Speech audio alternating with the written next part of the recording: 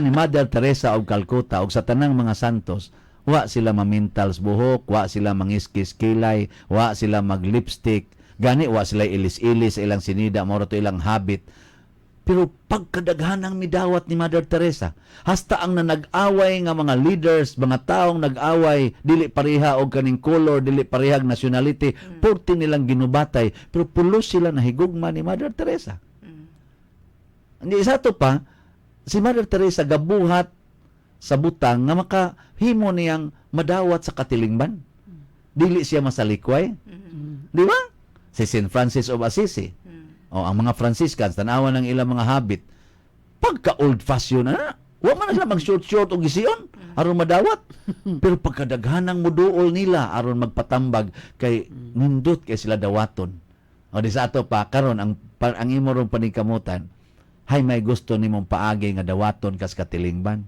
Ang paagi nga Diyos nun o ang paagi nga tawhanon? Diyos nun. O kana, ayaw na pangiskis kilay. Ayaw na pagpakulor. Ayaw na diya pagkuan. Kay di man na siya dahil Diyos nun, tawhanon man na. Di ba simple kayo? Nakaroon, ari na ta sa mga binilanggo. Nganong nabilanggo man sila? Tungod kay naa sila'y panginahanglan sa lawas nga ilang gigamit nga hinimo sa amahan. Dunay panginahanglan ang lawas. Pero ang lawas hinimo sa amahan. Pero sa ilang pagtubag sa panginahanglan sa ilang lawas, wa nila gamita ang pulong nga nagpakataw. Wa nila subaya unsa man ang pulong. Nya karon kay wa man sila musubay sa pulong, unsa may kana ganing ipasabot sa Espiritu Santo nga wa man gani sila gisubay nga pulong. Unyag naa pa turon sila gisubay nga pulong, pananglitan ron kana lang pulong ang bulahan kamong mga kabos kay mainyo ang gingharian sa langit. Nya ikaw karon wa kay kwarta. Nya naay gasigig hagad nimo nga pabaligyaon kag syabo. Nya naay niingon bulahan kamong mga kabos. Dayon unsa man imong buhaton na? Tumano na lang tong bulahan ka mo. Di kami ingon tumano na lang to. Makigrelasyon ka sa espiritu sa kaniganing sa Holy Trinity. Inka Lord, Diyos Amahan, gitagaan man ko nimog lawas, ikaw man dyo'y nag-create ani kay creator man ka. Karon ang akong lawas nagkinahanglan og kwarta, putlanan mi suga, napay akong estudyante, di apay masakiton diri. Nya wa ko'y trabaho.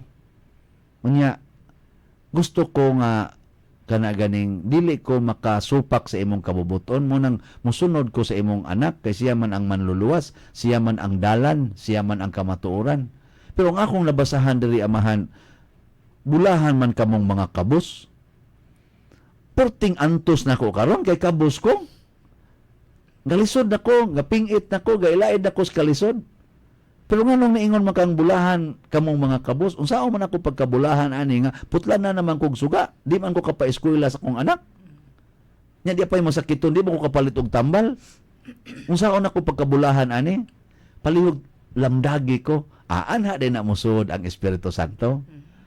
Di ba? Kuha ninyo? O mao na siya. Nya kay wa man nabuhata sa ato mga kaigsuonan nga naas bilangguan. Ang ilang hunahonap, wa ko'y kwarta, di ay nidudhog siya bob. Mga kwarta ni, kwarta na yun.